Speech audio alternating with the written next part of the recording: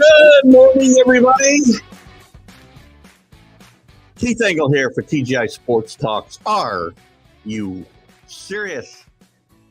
Hope you all are having a good week this week. Spring is here. It's going to be 70 degrees here in upstate New York tomorrow. Good day to get out, do some lawn work. Next week, I'll get my patio stuff all out. It's time. Start sitting in front of the fire and watching some baseball. We'll talk about baseball today. We'll talk about the NCAA Final Four. Who knows what else we'll talk about. If you got some comments or topics, I'd like you to bring them up. We're going to kind of wing it through this hour. Enough to kind of baseball gets off to a start today. Yesterday, some interesting stuff going on with the pitch clock. Everybody seems to be raving about it for the most part, but I'm not a big fan. Anyway, we're live on Northeast Streaming Sports this morning. We're simulcasting on Let's Talk Sports. Watch our Major League Baseball preview. We're going to talk some Major League Baseball storylines today. But last night we did a full preview for 2.5 hours last night with local baseball guru Drew Ehrlich and myself. Covered everything that you can imagine to watch. Check that out. It'll be coming to a group near you. Last night, our interview with Matt Robinson, former Georgia Bulldog quarterback, Jet quarterback, Bronco quarterback. Had a very, very fun conversation with Matt. Very upfront about why, he was very adamant that he was an NFL quarterback, better than Richard Todd, better than some of the other guys he may not have played against, but he is very realistic about why his career didn't go further. We had a fun guy. And next week, with any luck, we'll have Chuck Foreman. We were supposed to do an interview last night and record it for next week, but it did not work out. But he is very adamant that we'll get it done here before that date. Some other stuff coming up, too. Irvin Fryer coming up soon. So a lot of fun stuff. Steve Sachs, former Dodger and Yankee, coming up, too, as well. And all that in our college sports huddle, obviously, on Wednesdays. Sunday Stream of Conscience on Sundays. And today we'll talk Major League Baseball and we'll talk NCAA basketball. We'll talk about whatever else Carlos wants to talk about because he's driving my ship today. How about that? I'll let Carlos talk and piss me off. Oh, Jesus, I got a bad mouth lately. I got to tell you. Good morning, Carlos. How are you? Can you hear me, Carlos? Happy Friday, everybody. Keith, thank you for having me on. How you guys doing today? Good. You're kind of buffering pretty badly today. You don't usually do that, just so you know. It's a bit of a delay with you talk and you're frozen. I don't know if you want to pop out and pop back in. Maybe there's just a connection issue. All right. Hey, can you hear me now? Ken, you're still buffering a little bit, but it seems to be a bit better. I see your eyes blinking, so I guess that's. I see the buffering. Give me 1 second, okay? Yep. I'm gonna pop out and pop in. It's much better right now, but not pop in and pop out. Pop backwards, yeah. So we'll get into that. By the way, Major League Baseball, great start for the Yankees yesterday. Not for the Mets, maybe, because they lost the starting pitcher. An 80-year-old starting pitcher already. They did win the game 5-3, but they didn't lose him yesterday, I shouldn't say, but they did find out that Verlander would be out for a bit. Yankees do win, no injuries. Great, I wouldn't say great, but a fun start for Volpe. So we got a lot of stuff to talk about what's going on. How's that, Carlos? Hey, guys. How you doing? Is that better? That seems much better. Good morning. How's it going? Good morning, everybody. How you doing today? Major League Baseball kicks off. We got the NCAA to talk about, and anything else you get excited about, we can certainly dive into. Listen, happy baseball, happy Friday. Everything's like all the sports. We're getting to the tail end of the seasons for almost every other major sport. So it's an exciting time of year, and it's not even the middle of April yet. So. Right, and you know what? The weather here at least didn't feel like baseball yesterday, but it's going to feel like it here coming this weekend. We're going to get into the 70s, so I'm excited. Let's play some baseball and play some golf. Well, we won't talk about golf. Players would play in the next 3 weeks. You froze up on me again. Maybe we'll have a little issue as we go forward. No big deal. Let's start with Major League Baseball. I mean, listen, every Major League Baseball team started on the same day, which is, not traditional, but baseball doesn't do anything traditionally anymore. We just, start new traditions right and left, which I guess should be okay. Good morning. There's CA. CA is just like all over the place with me lately. He's become a new Kenny Gifford because I got to try to figure out what the hell he's talking about when he puts the post up. But he was very active. I was just kidding. He was giving me play-by-play during our MLB preview last night. What are your thoughts on opening day? Do you like this? Do you like the fact? Let's start there quickly. The Reds for years, and I know this hasn't happened for a while. It's not new, but the Reds used to always be standalone, had the opening day because they were the first Major League Baseball franchise. Does it matter to a guy who's not as old as me, and I'm much more traditional than you are, and most people are, and I'm not saying that's a great thing, but it's just who I am. I like those traditions and honoring those traditions, but baseball doesn't do those things anymore. We've opened up in Japan before, for crying out loud. Right. So what are your thoughts about baseball and how they handle their opening day compared to, say, the NFL? I was excited. I went to the MLB app to see an away game, and it was blacked out. So it's like the same old for New Yorkers. What game? The Mets. Oh, well, that's nothing. It was. Then I was like, okay, now I got to hop onto the SNY network and stream. So the blackout rules. That's a great place to start. Actually, I know we'll kind of be all over the place here today. It's going to be like the stream of consciousness. But let's start there since you brought it up. The MLB MAC blackout rules, especially in big cities like New York, are antiquated and we don't need them. They're filling the ballparks up. There's no reason they can't let you, especially if you want to pay for it, watch games in your market. It's crazy. I mean, it's not a big deal because, I have a lot of different options in streaming as well. So, but where can you get the Mets? I guess you can find a place if hard. If you go to the source, which is the MLB network, it should be available for everybody if you're paying for it, no matter what. And the same thing with NFL. So if you have to go to a local channel from the major network, then that's I think that's where the major teams of sports have issues. It's like if you have to go backwards from your major network to the from a local network to the major network, that's just a big headache. It's interesting. I didn't even know they had this big inning broadcast now on MLB TV that CA's talking about. I love the NFL Red Zone, but I didn't know baseball had its own version. He says it needs some work. The blackout rules I understood when, in the 70s, whatever, when sports were all struggling a little bit, right? They weren't getting people to go to the ballparks. I got it. They blacked you out because they wanted you to go to the game. But now, that's the NFL. Even Major League Baseball in New York City, like I said, they're packing the stadiums. Give me the game. My brother lives in Utah. He's a home market for 3 different teams, and he can't watch any of them. He's a Met fan, so he gets to watch the Mets, obviously, in Utah. Mm-hmm. He can't watch the Rockies, which I'm sure he's happy about because you'd be barfing all the time anyway. Who wants to watch the Rockies? The Dodgers and the Mariners. Can't watch any of those games. So when the Mets come to play any of those teams, he can't watch them. Oh, jeez. So anyway, again, they need to revisit some of this stuff. They're making plenty of money. Good grief. I think the problem is that they're okay with the fact that they're making plenty of money, that they don't have to appease the customers who are getting blacked out. So, anyway, let's get to the field a little bit. Opening day, again, a lot of fun, a lot of excitement in Yankee Stadium. And I said, when Volpe won the job, I think one of the things, because the Yankees didn't fix a lot of things that were broken the last couple of years. Right. Getting Aaron Judge back, and they didn't fix third base, left field, whatever. But I thought the energy and the influx of energy from Volpe and some of the other younger guys, Cabrera, making another step forward, would help the Yankees a lot. And the energy in the ballpark yesterday, he got the second biggest round of applause to Aaron Judge yesterday during the introductions. And I thought, and he had a decent day for his opener. And I think it's exciting. I think what it is the Yankees fans want to see, and they want to see the players. They don't want to hear about them anymore. Like you've said, these players have been, they're ready to come. They'll be ready to come up in a few years. They're great. Just put them on the field. Let's see what they got.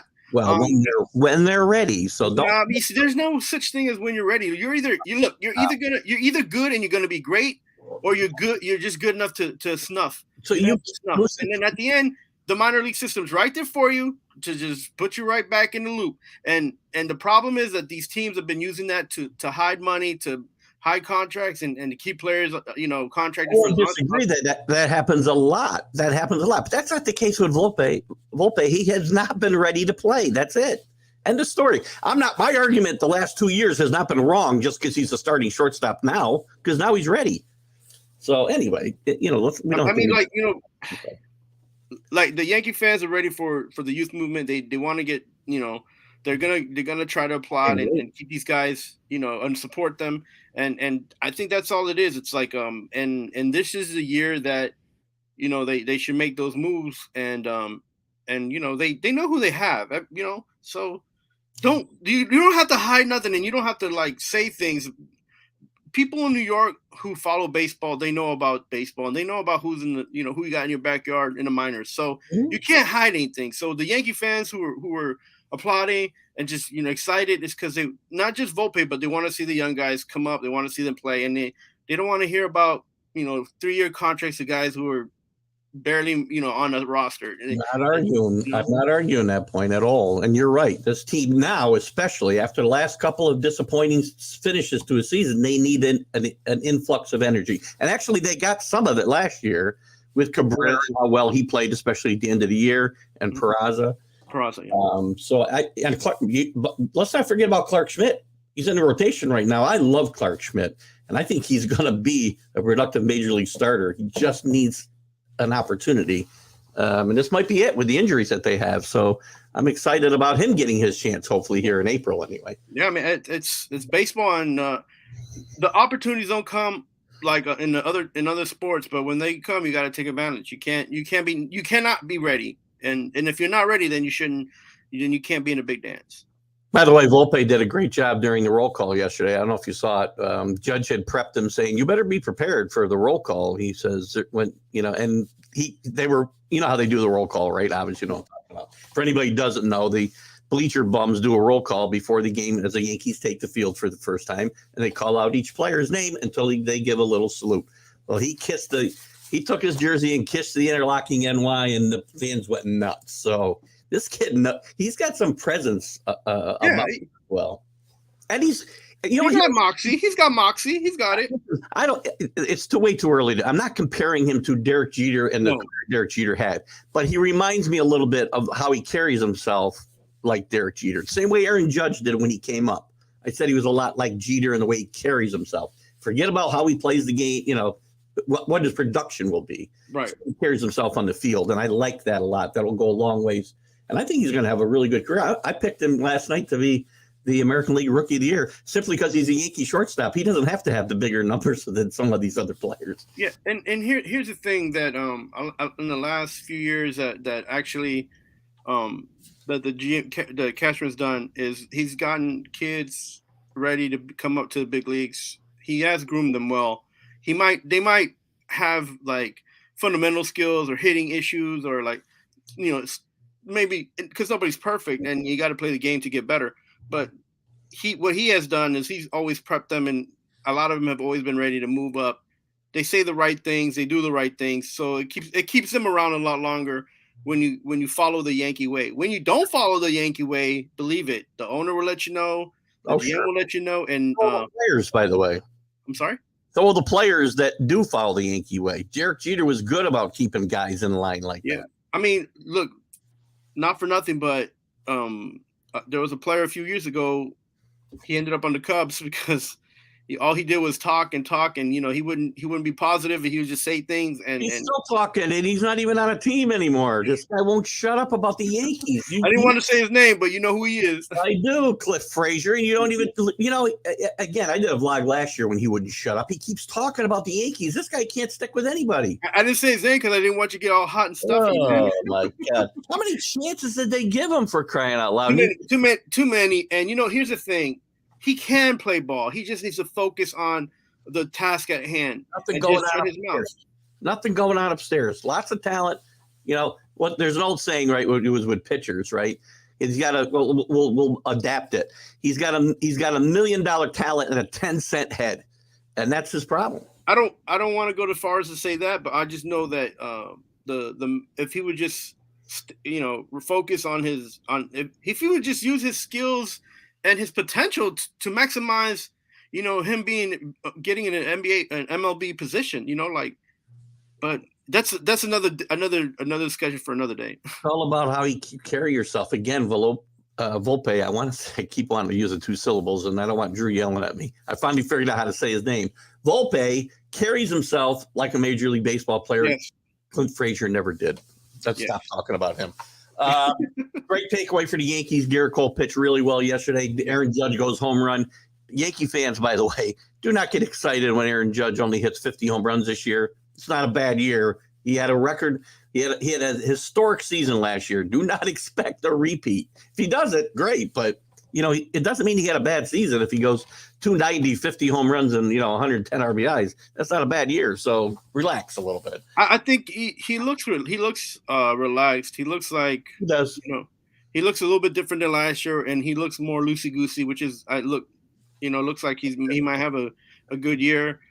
He'd be able to focus and not have to hear about contracts and what's the number that you want and where do you want to be and all that junk. All that is going to go wayside. And if he does have a 50 home run year, okay. And if he doesn't, it's going to be okay too, because if he didn't put it on in the home run stat sheet, he'd put it out somewhere else. So he needs to be around for the Yankees. So. Good morning, Alec. Good to have you with us. Alex says his issue is always $1 million head and a 10-cent salad. So I get it. I was kind of there myself. So I'm going to say, on Aaron Judge real quick. Nope. His year last year was historic. But when you add in the fact that the pressure he had on him, because nobody's ever had a walk year like he had last year. Right. And I think he's got to be very relaxed, as you said. I think he's really leaning into the captaincy of this team. He's really been helping Volpe a lot with some of the other kids. And I like the way he's carrying himself. So, listen, this team still has some issues. Mm-hmm. Aaron Hicks is still going to play too much. Donaldson's going to play too much. The pitching. The good thing for Yankee fans is that Donaldson has picked it up in the last part of the spring training. Hopefully that carries over to the beginning of the season for when he starts or when he gets his play time. So. Well, our problem with Donaldson is he needs to play. He has to play well, because if he doesn't play well, he can't sit on the bench. He's not the kind of guy you can have sitting on the bench, because he will not be a good teammate. And they're going to have to dump him, which I would have done anyway, to be honest with you. He would not be on this team if it was up to me. We would have moved him on. And there's more than one way to skin a cat. Because you can move DJ there and whatever, play Peraza at third base, play Peraza at second base, move Glaber to the outfield. There's so many options they could have, but I still think Glaber is going to be a trade bait before the deadline for pitching, and maybe even a left fielder or third baseman. We'll see. Again, Yankees will win a bunch of games, maybe win the division. The Blue Jays are built to, I think it's a World Series or bust for this team. Yeah. But they still are going to have the problem of getting past the Astros in the playoffs, which I do not think at this minute they can do. That may change, but right now I don't think they can. You got them over 90? I've got them in the mid 90s. Yeah. And I have them winning the division, because I have here's one hot take for you. The Toronto Blue Jays will get off to a slow start. Snyder will be fired by Memorial Day. Ooh. And Donnie Baseball will be leading the Blue Jays against the Yankees all summer long. We've been talking about this long about how Donnie Baseball will fit perfectly with the Toronto Blue Jays as a coach. It didn't happen, and now it could still end up happening. Well, he's a bench coach. Right. But that's what I'm saying. It could still, they're just hiding. I don't understand. Just making the coach. I'm surprised they didn't fire Schneider, the manager. So don't confuse me. You confuse me. It's a manager in baseball, coach in football. Yeah, well, I'm surprised they didn't. I said that. We've been talking about that. You said that's a good idea. That's almost been 2 seasons now. Yeah. Right. Yeah. Brian Schneider better watch his back, because he didn't pick Donnie Baseball to be the bench coach sitting next to him on the bench. I mean, okay. So my thing is this: they had the whole summer to work this out, the whole early spring to work this out. I mean, why don't you just announce Donnie Base? It wouldn't have been a bad thing, and you would have gotten more support from the players and the fans. Had you just been, you know what? Donnie Baseball's the man in Toronto. He's going to lead us to the World Series. That would be so much easier than to do. We've hired a new a new manager on the bench, and it's Don Mattingly, and now the head coach is going to be like, well, if he's here, I don't got to do anything. You know what I'm saying? Yeah, Alan, good morning, Alan. Good to have you with us. Aaron Judge hit the first home run of the season. As he says, I'm not sure about the last part. We knew this would happen for 500. Oh, I got this Jeopardy question. Thank you, Alan. I figured it out on my own. By the way, Alan's all excited. The Rangers won yesterday, and I think he believes they're going to go 162-0, which would be some kind of record, I believe. I have also the Yankees at 90 to 95. I think they squeezed by the Blue Jays for the division, and they both get in the playoffs. Here's the thing that the Blue Jays and then also the Orioles are going to be better. I have the Orioles third in the division. You have them third? Not in the playoffs, though. I have them missing the playoffs. I got the Twins and Indians from the Central. And then Tampa Bay, I don't know. Sometimes they'll start off bad and get good, and then sometimes they'll start off good and get bad. They find guys out of nowhere. They find pitchers. They'll bring up a position player, and they'll find a way to win. Mid 80s and at least make themselves relevant. Relevant. Yeah. And Boston's going to be historically bad. I think. I was just going to mention it, and then the Red Sox. This is probably going to be one of the worst years they're ever going to have in their history. Yeah. And they're struggling, and it's not a management issue. It's just a player issue. They mismanage contracts. They mismanage the roster, and it's just getting worse. And then they gave away a lot of potential in the past few years that they had in the minors. So, Alan and his two-team fandom, he knows how I feel about that. I think he's poking me a little bit.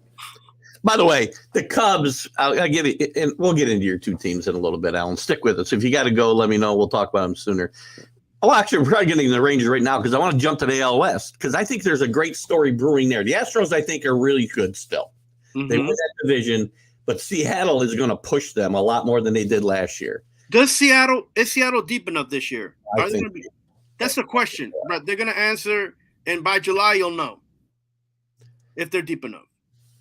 I think they're plenty deep enough, and they got a very underrated starting staff. They got two of the best young pitchers in baseball, and Kirby and Gilbert, I think his name is. What team started the same way 2 years ago, and then they just ended up reorganizing that team? The Padres had two of the best pitchers, and then they got three great pitchers now too. I mean, but they knew that two wasn't enough. They knew that two wasn't going to get them far. So the Padres are but they don't. But I named two guys, but there's also Luis Castillo in front of them and former Cy Young Award winner Robbie Ray in front of them. So there's four really good starters there in Seattle. I just named the two kids. Yeah, we'll see. Like I said, by July we'll see if that's enough for them. So. We'll see. I think they'll push. I don't think they're going to pass the Astros this year. They may next year, but I think they push the Astros hard, and they do make the playoffs. Yeah, that's a tough division for sure. Yeah. And in the Central, the team formerly known as the Indians, I think are going to win. But I've got Minnesota playing much better and pushing them a little bit and getting a wild card. Yeah, they need to pick it up. They've been getting a lot of potential players. They need to get players that are like already seasoned and. Well, they need some of their best players to stay healthy. I mean, if Byron Buxton would stay healthy for 1 year, I'd like to see what he can really do if he can play 140 games once. It's a good team. Again, they just need depth. Anybody in the American League you think is going to be a surprise come out of nowhere this year? I don't think it's the team Alan thinks it is. So you go ahead and give me, and then I'll tell you why it won't be the Rangers. I don't know if I'm going on a limb here, and I'm going to say the White Sox. You know what? Good, because they still have a lot of talent. They had too much talent, and now they have new management. They have new upper management. Maybe they'll make a few moves, dump a couple contracts that they need to get rid of, and pick up a couple more players in the trade. And I think they'll be right in contention. Yeah, Hendricks being sick with cancer is going to hurt them, but he's making some progress. They didn't put him on the 60-day DL, so that's good news for them. He may be back sooner than later. I think starting pitching worries me after Dylan Cease, who's a really good pitcher and a Cy Young candidate. Lance Lynn pitched well. He pitches well everywhere except when he was in New York. But he looks like me in a uniform. Did you see him pitching at WBC?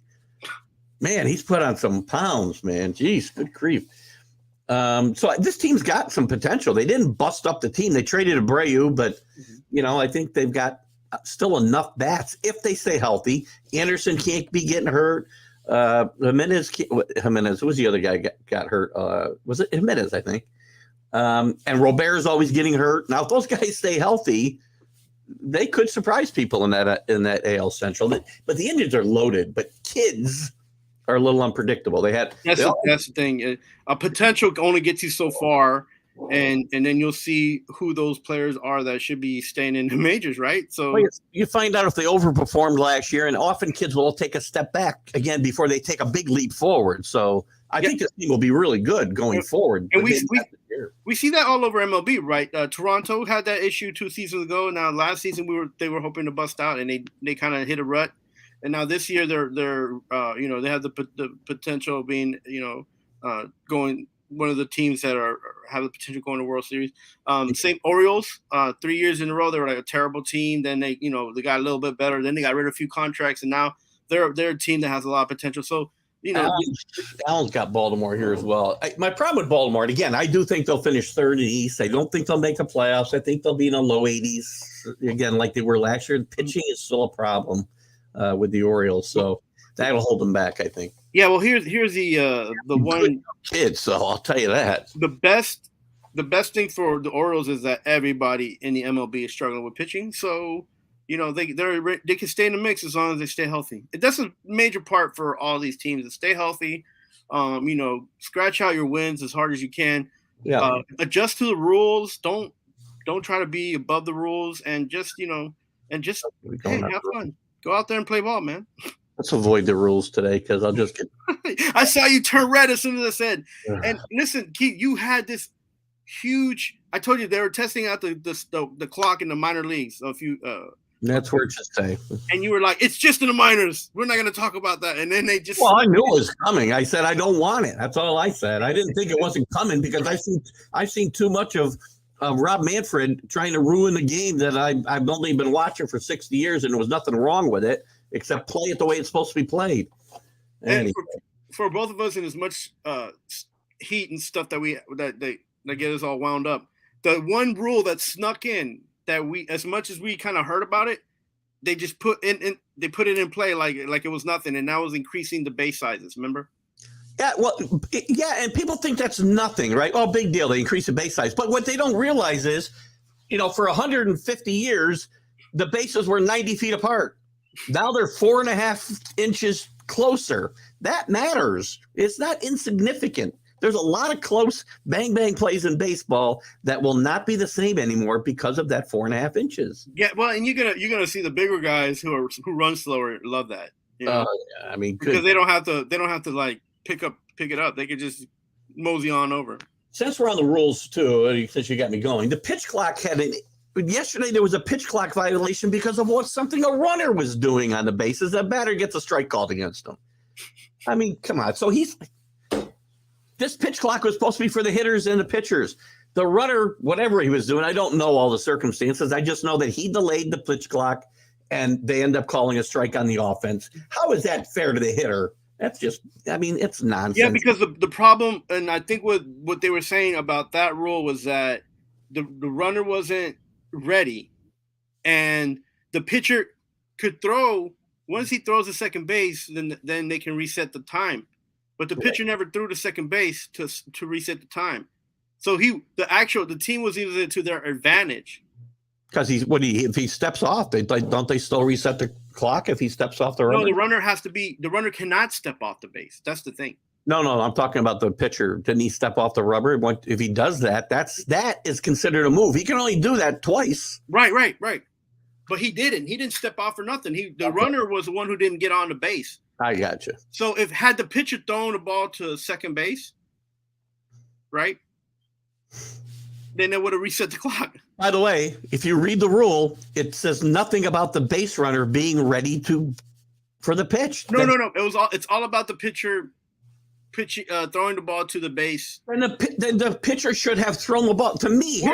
Why would you do that if you know it's going to get a strike on the other team? Why would you give him an upper hand? Because I'm telling you, in that situation, a penalty ought to be on the pitcher and not on the hitter. If the hitter's in the box ready to hit, with 8 seconds left, like he's supposed to be, then throw the ball. It doesn't matter what the runner's doing. He could have his back turned looking at center field. Throw the pitch. The ball, it should have been called a ball on a pitcher if the ball wasn't thrown. That's my argument. Oh, okay, I get it. Yeah, because the thing is that he shouldn't have been worried about I think the problem was that the runner never got on the base to get ready to make a move to steal. Yeah, right? I don't think the umpires knew what to call because there's no mention of the runner in the rule. It's only the pitcher and the hitter. Now, if the hitter wasn't in the box because the runner was, doing whatever he was doing, right. Well, then yes, I get it. It should be a strike. But if the hitter was ready to hit and the pitcher didn't throw the ball, then it's got to be a ball. We're going to have these issues, man. Yeah, we are. And we're going to talk about that stuff instead of the games. And Well, on the flip side of the other borough of one of the other boroughs in New York, here in my backyard. They didn't play there, but they did play in Miami. Let me get this real quick because I had this up. He's right. You're right, Alan. We were talking about Baltimore. One of the reasons they may be a surprise is Rauschman's one of the best players in the American League, certainly the best catcher maybe in the American League. Five hits yesterday. Now it's one game. Let's not get too excited. It is one game. And they also got probably the best rookie I can't think of it. Gunnar Henderson is probably he's the one prospect in baseball, and I think two seasons ago, Baltimore Orioles had like 3 of the best catchers, two of the best catchers, well, as far as like average, and then one of them in the minor leagues. Yeah, well, it was crazy. It was crazy. They need to turn one of them into a pitcher because they don't have any pitchers. That's their problem. Yeah, he's absolutely right. There's a lot of good outfielders and a lot of good outfields in the major leagues. One of the places really strong, I think, across the league as a rule, there's on every single team, but across the league, there's a lot of good, solid outfield. So hey, they need it because they're gonna have they're gonna have that new rule. Yeah, I know. Good grief. And good morning, Bob. And good morning, Bob. Good to have you with us. Yeah. So again, another rule that's being already manipulated is the shift. So instead of shifting, we bring in 5 infielders and play 2 outfielders. Whatever. They're going to find a way around. Look, you're not gonna win that one. If you only got the 2 outfielders, if you got somebody with pop, a nice little double is gonna get you almost 3 bases, especially with the bases being so close together. Hey, Santa, if I was to watch one game from yesterday, what should it be? Oh, Yankees and Giants, easy. No, I'm just kidding. No, I would because of the potential that's on, and you want to see like real baseball game, the old-fashioned way even with the rules affecting it, be the Blue Jays and the Cardinals, or that was a close game, or even the where was it here that I Guardians and Mariners I would have said would be a good game to watch too. Yeah, and even the Phillies Rangers game because of the battle that they had to go out there. Yeah, there's about 3 games that were close. That depending on the situation made the score a little bit different. Yeah, George Springer starts with 5 hits for the Blue Jays yesterday too. So again, some interesting and fun games I think to start the season. Mm-hmm. Let's continue. We're talking about the American League. I want to get over to the National League before we switch over and talk about the other team in your boroughs down there. I'm going to New York Giants. I'm going to pick the Yankees and the Astros to go to the ALCS, and the Yankees to lose to the Astros again. In 7 games, Astros go to the World Series, and they will repeat. First time in 20 years we get a repeat champion. Hey, what if the Astros face the Yankees in the beginning of the playoffs? Well, I think it'll be the same result. As of today, now this could change if some moves get made or the pitchers get healthy. We get some better hitters to match up against the Astros pitching. But right now, I think whenever they play, I think the Astros will knock them out. And but I think they'll both be good enough that they won't see each other until the ALCS. That's fine. Who has a better hitting team, the Astros or the Yankees? You could say it. It's the Astros because they put the ball in play more than the Yankees do. That's the thing. Yankees score more runs, but if I want a consistent offensive team, that can score runs without hitting home runs, it's the Astros. Yeah. And the biggest key that they have to back that up is pitching. Yep. They don't have to be. They could be a 70 to 80% in actually in fielding, right, in defense, and they can still win games. They don't have to be 80 to 90%. They can be 70 to 80. Good morning, Tanner. Tanner, what up, Mr. Thanks for popping in to keep my head from exploding this morning. Talking to Kyle, I've gotten close a couple times, but we've avoided a total implosion here. But great for having. I agree with you. Dusty won't let the Astros be the, but the players aren't either. The players, most of those players have a different approach than a lot of the Yankee guys do, and that's still a problem as a Yankee fan. And I want to see it fixed. They could fix it during the year. And the Astros found themselves a nice young player, and when they moved away from Carlos Correa. So, there's a lot of good things still happening for the Astros. Unfortunately, unfortunate for all you ALCS fans. And CA, who's a big Astro fan and a little bit of a Texas fan, because he's another one that roots for two teams. That really drives me crazy. He thinks it's okay. I'll give him the benefit now. At least they're in different leagues. So. Anyway, he's a big Astro fan. He loves the pitching. The pitching's great. And there's his Rockets. He's the king of the emojis lately. And once a month, my head explodes. So, Danner, I'm not sure. It's actually more than like once a week, but that's all right. Let's finally move on to the National League. National League East, I think there'll be one big disappointment here, and I think it'll be the Phillies. Ooh. I think the Mets and the Braves are really good. Braves are really good. Braves are going to win 100 again. Mets are going to step back a little bit. They'll be second. And they do have a few issues with the pitchers. I mean, both finished like a year behind me in high school, pretty sure. So that they got to stay healthy. And Verlander's already on the 15-day IL, right? Yeah. But I think the Phillies take a step back here because of they're only too deep in their starting staff, at least as we look at it now. Harper's out till probably the All-Star break, and even when he comes back, he's not going to be able to play the field. Their defense is a little shaky. Trey Turner, I expect to have maybe a little bit of a tough adjustment to Philadelphia. We talk about being hard to play in New York. Philadelphia is not much easier. I think I feel like Trey Turner is going to try to carry that team with a few pitchers there. That'll be the important thing for Philadelphia, and the key factor is that their pitching staff stays healthy, because they're not that deep. They'll probably go 4 deep, and then in the rotation, and then after that, they, their middle relief is, here or there, so, and then they have the Harper issue. Even if he does come back, how long would it take him to get back into the swing of things?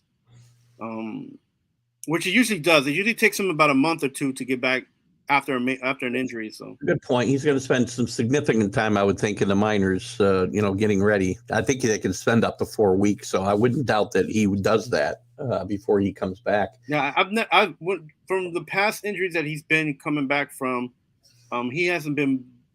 Maybe the longest has been almost 2 months. Yeah, maybe.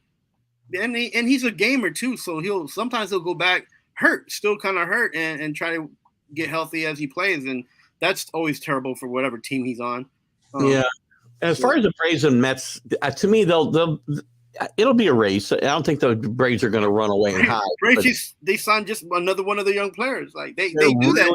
They're better than the Mets in every facet of the game. Their starting pitching's better. Their bullpen's better. Their lineup is better, top to bottom. The only hole is really the shortstop because of losing Dansby Swanson and Grissom not being ready.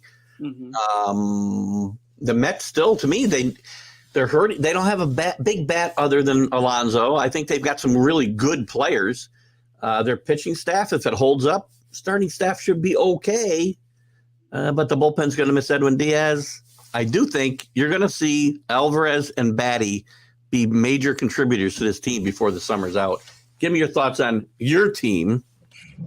You're wearing their hat today, so yeah, one of the teams. Yeah, so I'm excited for the fact that these injuries has forced the Mets' management to move up some of these younger players, especially the pitchers. We got the Mets have to find out if the guys they had in the minors are up to snuff, or else just move on from them. This is an opportunity for those young guys to get back into the game, to get back into rhythm. Some of them were already here last year, pitching. Peterson and McGill. They've had a little bit of success. They just need more consistency. They have to be more. It has to be more continuity with the team.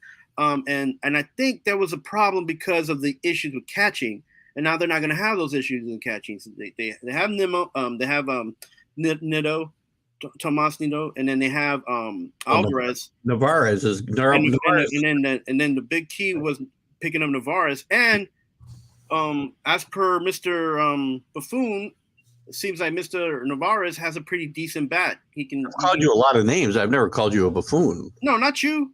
Tanner, Mr. Tanner of the Sports Buffoon. Oh, the buffoon, the literal buffoon. Okay, that's right. Yeah, Mr. Sports Buffoon.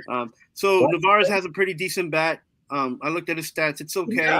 He does. Yeah, so those things will help out a little bit. The most important thing, like every other team, they have to keep the health. There's already an issue in the pitching. Verlander's already, on the DL. Tanner came a good shout out there. Apparently, they have Diaz. I don't think he should come back, even if he can. He's not coming back. Yeah. If I'm the Mets, just do yourself a favor and just don't. Maybe have him on the bench for support, but don't put him on the field. I think the three key players for this team in my mind, are going to be Escobar cannot get off to the start he got off to last year. If he gets off to that kind of start, Batty might be playing third base. Mm-hmm. David Robertson has got to be able to step in and be like he was like a few years back. He's got to turn back the clock and be able to be the main guy replacing Diaz. They'll probably use a bit of a committee. Which he did yesterday afternoon. Yeah. He did a good job. Yeah, so. Again, we need a little bigger sample size, right? But right. No, of course. And the other guy was, I forgot who it was going to be. I had three guys in my head. Oh, Carlos Carrasco. If he has a full healthy year, I know he's 36 years old. Yeah, he doesn't have a lot of miles on him because he's been sick. Different years he had his own health issues, and it's a great story coming back from them. And he's still got a pretty good arm, and he could really help pick up the slack. For Verlander when he's out now for 15 days, and eventually Scherzer's going to miss some time. Now, I feel like that was last season for Carrasco. He held that pitching staff together. He went in a lot of games and was able to get that the middle relief from actually having to stretch out games. So I feel like Carrasco did that last season. My ideas, my opinion on the key pitchers will be McGill and Peterson if they can step up and if they can stay consistent, and they'll be back in the rotation. If they can't, one of them's got to go, right? You can't keep these guys on a 40-man roster and they can't be performing at a high level. And this is for the last 3 seasons, and now this season, this will be one of the most toughest divisions to play in as far as a pitcher, right? So if you're not up to stuff, it's not that you don't have the potential. The bottom of this division stinks, so maybe not. Well, the thing what I'm talking about as far as like, so for the Mets, it's been one in the NL East has been one of the toughest divisions as far as being competitive, and trying to be in the playoffs, right? Yeah. So and if Peterson and McGill can't go past 25, 30 games, in and out as middle relief, or even if you get into the starting rotation, then one of them's got to go, or maybe both. And that's not that I want to see them go, because they have a lot of potential, but then this isn't a place for them, and they would probably be they'll probably fit better on another team.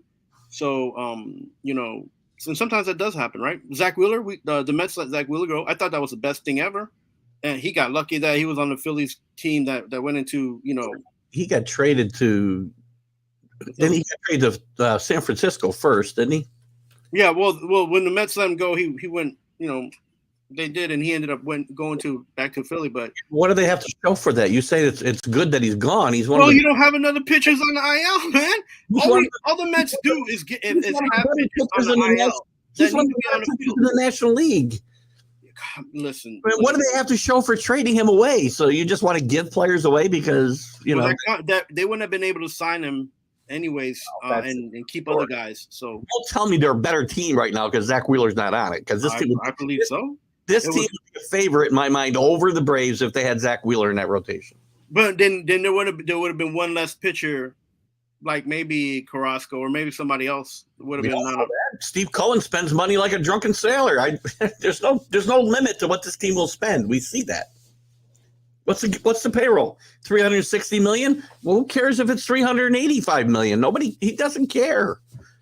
Well, he might say that he doesn't care, but that's not the business of baseball at the end of the day, right? Well, if he was able to sign Carlos Carrasco, this would be a $400 million payroll. There's no doubt about it. And he would have paid the luxury tax. He wants to win. I'm not saying he wants to throw money away, but this team would be a better team. Like you weren't getting any consistency out of Wheeler. He was just kept getting injured, and it wasn't the money wasn't, the contract wasn't worth the experience. It just wasn't. Well, today, if he was on a team today, would they be a better team or not? Who's Zach Wheeler? Yeah. Well, how many games you want him to pitch? You want him to pitch 16 or you want him to pitch 30? He's pitching. Good grief. He doesn't get hurt like he got hurt before. He's one of the better. Okay, because he was getting hurt on the Mets. You see, it didn't matter because he was getting hurt and he was on the Mets, but now that he's not on the Mets and he isn't hurt, he's a good pitcher. Well, the problem is somebody who's training him, then fire those guys and start keeping the good players. And it's not necessarily the people training the pitchers. It's literally your body and what your body does and when it breaks down and how it breaks down, right? I will tell you that there is an epidemic in people being trained and conditioned incorrectly in baseball, or you wouldn't see these injuries that we see that we didn't see years ago. They're not being trained for 162 games, pitching 30 of them and playing 160 or 150 of them. They don't condition themselves the right way. And I don't think you could listen. I'm not a conditioning expert, obviously, but I got eyes and I can see what happens.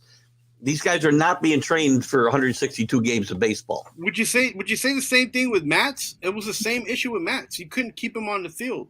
Tanner agrees with me. He's not just a good pitcher. He's really above. I'm not saying here. Understand what I'm saying. The Mets don't need good pitchers. They need great pitchers, and that's what the Mets are paying for. And then you have to understand the Mets. What is a return on investment? Are they getting to the playoffs? Yes or no? So fine. Paying for those guys is okay if their performance is up to snuff.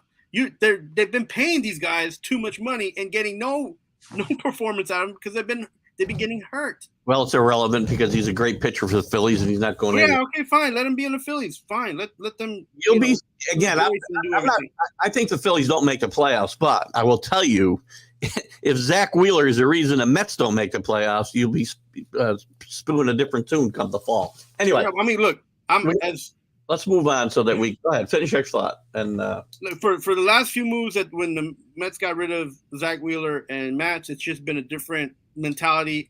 And now they got rid of DeGrom. It's just been a different mentality in the that's bullpen. a smart move. You can't compare DeGrom's health issues to Zach Wheeler's in my mind. Or Matz. The problem was that we had assumed it was potential and assumed that those pitchers were going to be great pitchers for the next 2 seasons, and they weren't. And those 3 guys were not on the field when they were supposed to be on the field. Steven Matz is terrible. Besides, well, about one good half season. Again, that's why I'm saying that it's good that they're not on the team anymore. DeGrom, I'll agree with you. I mean, because of money that would have cost it, on top. But anyway, whatever. Again, Wheeler would be pitching. DeGrom's going to pitch 12 games this year, which Alan will find out is not a lot of fun to watch during the summer. Those will be the 12 best games the Rangers will have. Yeah. That's the problem. I want to get to Tanner's question I've had up here for a bit. So in the East, I'm going to tell you, I think the Braves win, beat the Mets by 5 or 6 games. They both make the playoffs. Phillies do not. Oh, okay. Phillies fall into the low 80s and do not make the playoffs. Central, I do like the Brewers a lot. Oh, okay. They got great coach, great management. Great manager, very good starting pitching, fairly deep. Their bullpen, well, not very deep. Delvin Williams is one of the best. He's got some of the best stuff in baseball. If he stays healthy, they'll be in good shape. They've improved the offense just a bit. There's some guys I think will step up. Willie Adames, I think, will improve that batting average. I like bringing in Winkler. I think they'll be, again, they're still not going to score a ton of runs. Is Yelich still on the team? Who? Yelich. Christian Yelich is still on the team. Can he stay healthy this season? Well, even when he's healthy, he's not Christian Yelich anymore. Those days are gone. He just needs to stay in the field, be a productive major league player, and he will help his team. Here's a problem. This is a very weak division. He talks about the Cubbies. The Cardinals, to me, are the only competition. The Brewers and the Cardinals are the only teams that can win here. If you think the Cubs are going to compete with the team that they have, Marcus Stroman's their number one pitcher. I mean, that tells me all I need to know about the pitching staff right there. They brought in Cody Bellinger, who hasn't had a good year in 4 years. Right. They brought in Hosmer, who hasn't had a good year in he's had decent years, but he's not a great player anymore, right? Dansby Swanson's the only good move they made all year, and he's the only – and I like the kid, the Horner they're bringing at second base. I think will be all right too. I don't think this team's built to win anything. I think they could finish behind the Pirates or the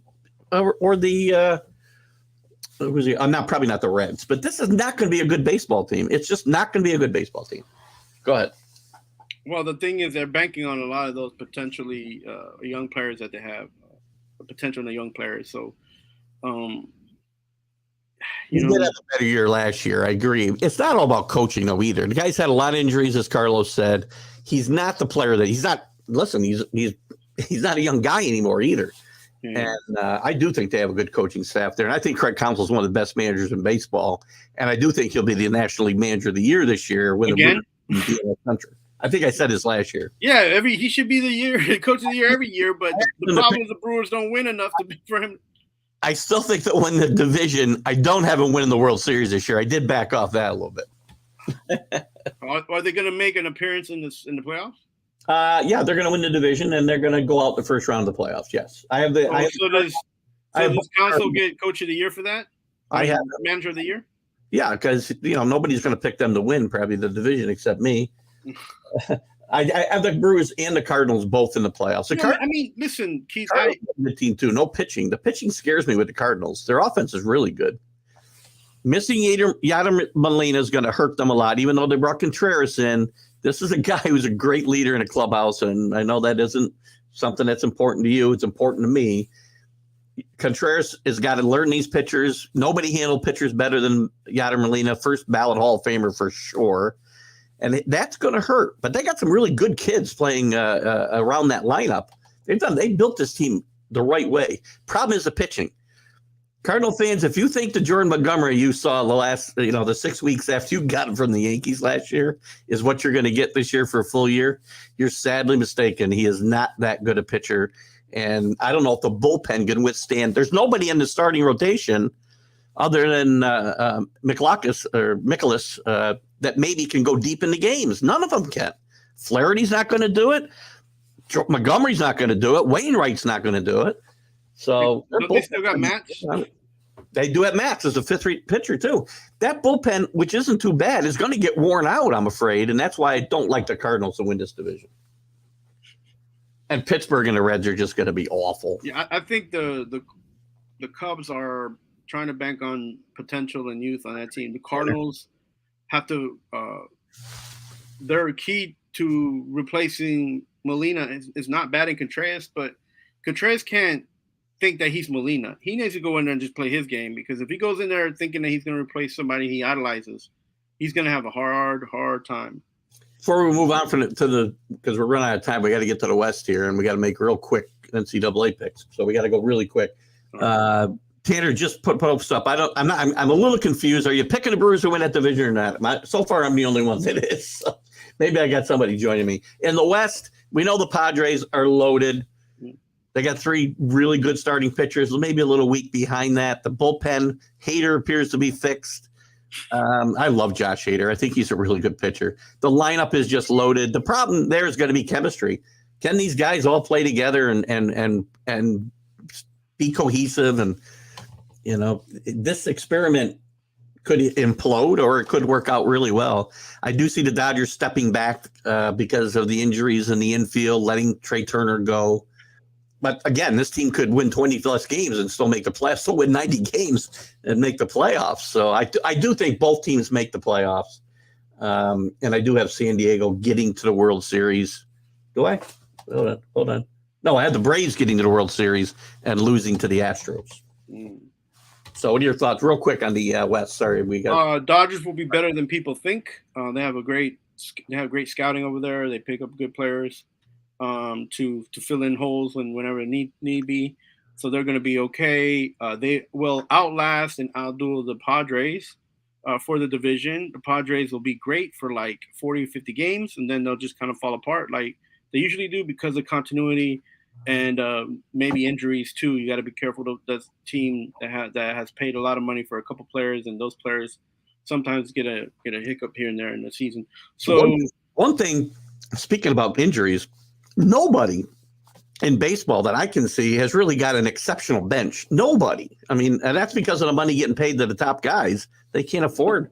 There you go. That's the key. That's going to be the key to what team will actually last long. And the Braves right now are in contention for that because they have just signed another player last night, and they're pretty deep in their minor system, and their other players are pretty good.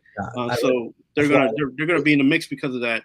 And then also maybe the Mets too. So I see the Dodgers playing the Mets to get into the World Series. Interesting. I've got the Braves against the Padres and the Braves winning. I've got Houston beating the Braves. So who's your American League pick?